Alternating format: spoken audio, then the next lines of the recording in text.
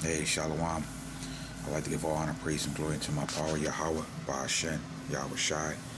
Honors to the different elders and apostles, of course, who's laboring in this truth.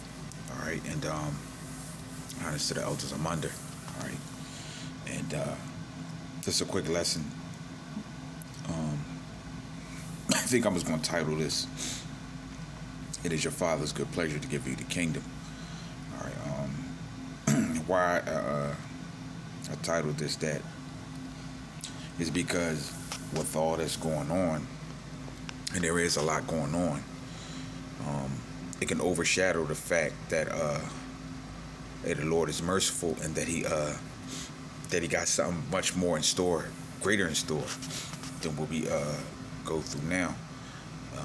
Scriptures say, "I have not seen, ear have not heard, nor entered into the heart of men the things that's prepared for them that love Him." All right, and even still, with 2/3 of our people, those that don't believe, all right, they're going to be saved as well.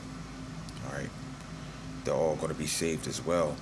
And just looking at this thing from a carnal perspective, all right, most people, of course, are looking, at the end, this is the end of the world, clearly. They're seeing that things are changing. And as the scripture says with Jeremiah 30:7, all right, alas, for that day is great, all right. What is roughly paraphrasing is Jacob's trouble, but he shall be saved. He's roughly paraphrasing, he shall be saved out of it. All right, that for those who are new in this truth, or who don't understand, that's one of the reasons why we really rejoice, man. All right, because we don't have to. We're not going to have to go through this anymore forever. All right, and that's something that gives one hope, man. Scriptures say, it's a Proverbs 13:12. Hope deferred maketh the heart sick, but when desire come, all right, it is a tree of life. And our desire is what? Is the rule, man. Is to be truly free. All right, because this is not freedom. All right, for the most part, this is not freedom, and this is not living. As I always say, we are existing. All right, but we are not living. All right. Scriptures say, the Lord Himself said, "I have come to give thee life, and to get what? And to give it more abundantly." All right. But it starts with having His word and believing and fearing Him. All right. And then the next phase, if we endure into the end, all right, all of these things will be open for us. All right. And it's coming irregardless. All right. But let me start here. This is the book of Isaiah chapter 42:5. Thus saith the power, Yahweh the power. He that created the heavens and stretcheth them out, that spreadeth forth the earth, and that which cometh out of it, he that giveth breath unto the people upon it, and the spirit to them that walk therein. I, the Adawan, have called thee into righteousness, and will hold thy hand, and will keep thee, and will give thee for a covenant of the people, for a light unto the Gentiles, to open the blind eyes, and to bring out the prisoners from the prison, and them that sit in darkness out of the prison house. This is the prison house that we're in. All right, this is captivity. All right, we're not meant to stay here forever. All right. It says, "I am the Adawan, that is my name, and my glory will I not give to another, neither my praise to graven images. Behold, the former things have come to pass, and new things do I declare. Before they spring forth, all right, I will tell you them." All right, and the Lord is telling us that, all right, through His holy word, all right, that these things are going to come to pass. But these old things have to pass away first, man. All right. This world has to pass away first. Let me go here into the book of Luke 12:32. "Fear not, little flock, for it is your Father's good pleasure, all right, to give you the kingdom," which I titled this lesson, "Fear not," though, all right, because of all these things that's coming upon the earth. Because the Lord, pretty much, all of these things, He created for the wicked, man. All the destruction that's going on, all right, He's created for the wicked, all right, not those that fully put their trust in Him and that believe. All right, let me grab that, because I didn't have that on deck. Through the Spirit. Let me pull it up. All right, he didn't create the destruction that's coming. As a matter of fact, the Lord said he has no pleasure in the destruction of the living. All right, but through disobedience, all right, the Lord is going to have to he's going to have to destroy this. He's going to have 2/3 and the majority of the heathen, or a lot of them just going to have to be destroyed. But for the most part, he's going to create a fruitful, a bountiful world where righteousness dwell in. All right, but first, these old things got to pass away. All right. So I'm gonna start at Sirach 40, and I'm gonna just go to 9. Death and bloodshed, strife, sword, and calamities, famine, tribulation, and the scourge. These things were created for the wicked. All right, and for their sakes, all right, came the flood. All right, same thing now. All right, all of these things are created for the wicked.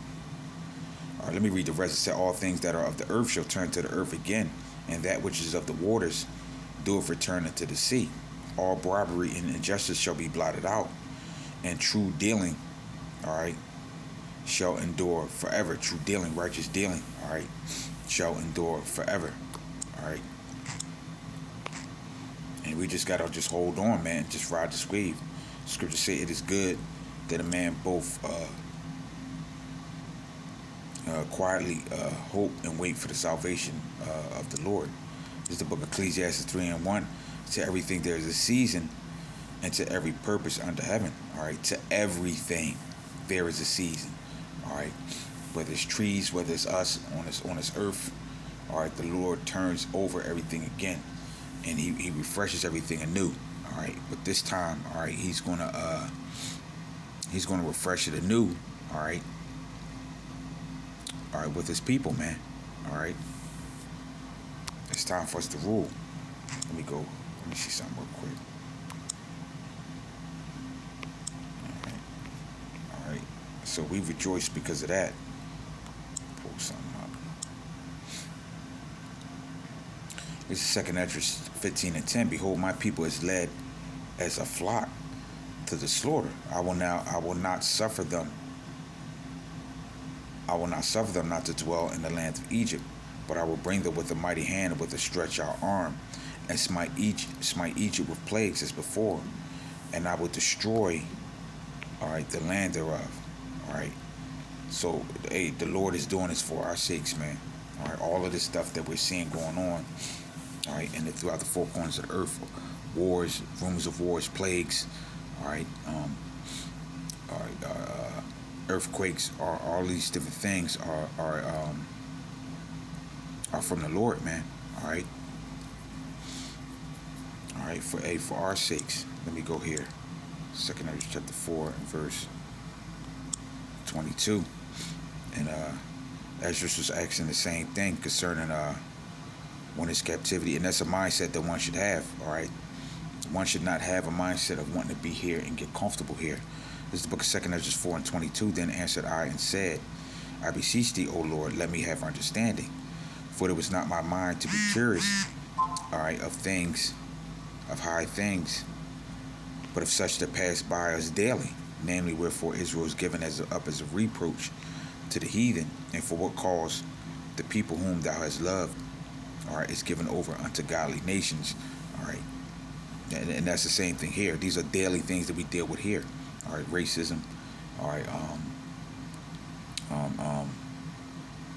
just all types of different discrimination. All right,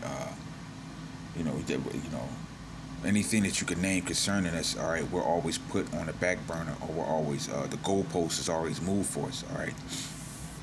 It says, and why the law of our forefathers is brought to naught and written in covenants to none effect. All right. You see that nothing,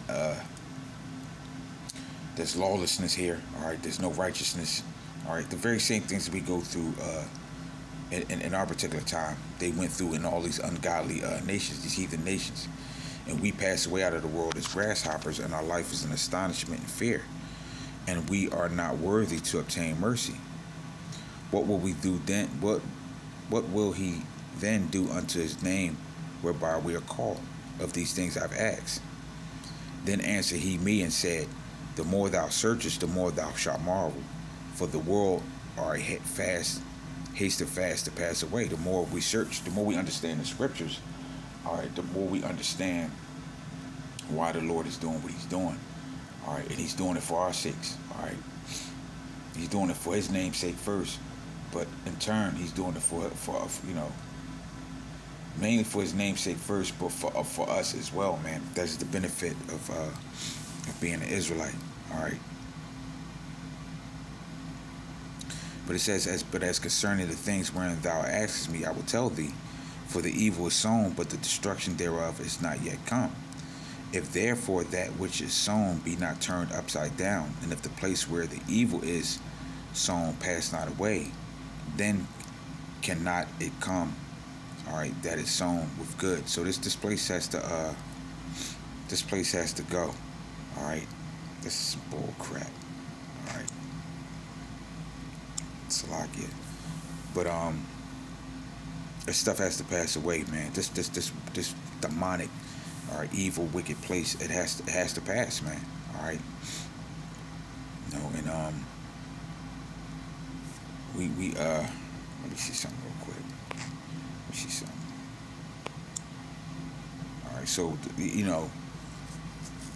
with all this face in front of us, all right, we're enduring to the end. But for those who just come in and just saying, oh, why do they talk so much about about the destruction, the place destruction, and that's just Christianity too, man.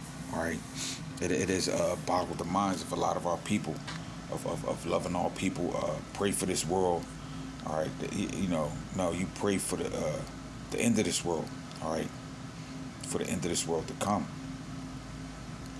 All right, but this, hey, we look for better things, man. All right, and if you read Hebrews chapter 11, all right, it talks about the prophets and how they sought for a better place, man. All right, they were not content in any of the captivities that they were in. This is the book of Jeremiah chapter 7 and 17. And I must just start at 5. I'll probably close out on this. It says, thus saith the Lord, cursed be the man that trusteth in man, that maketh flesh his arm, whose heart departed from the Adawan. For he shall be like a heath in the desert, and shall not see when good cometh. So, if your eyes is turned towards the world, all right, and not towards this book, all right, you're not going to see when good cometh, all right, because this thing is happening in the world. It's a good thing, all right.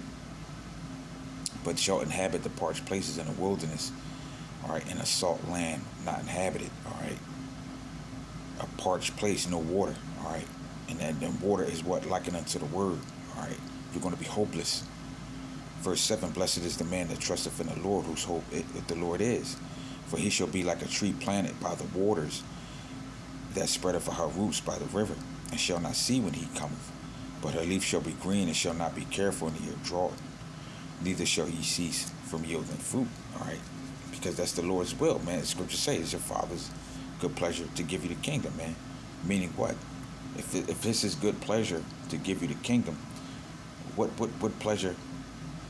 What is the mindset towards the rest of these nations? Scriptures say an ungodly nation is what Sirach 16:6. An ungodly nation, wrath is set on fire. All right, and we don't want that. All right, but we're hoping, and our hope is that Yahweh Shai is going to sit on the throne. All right, and he will. All right, and in turn, all right, that's good for us in the long run. All right. So with that, I pray that this lesson is edifying, and with that, shalom.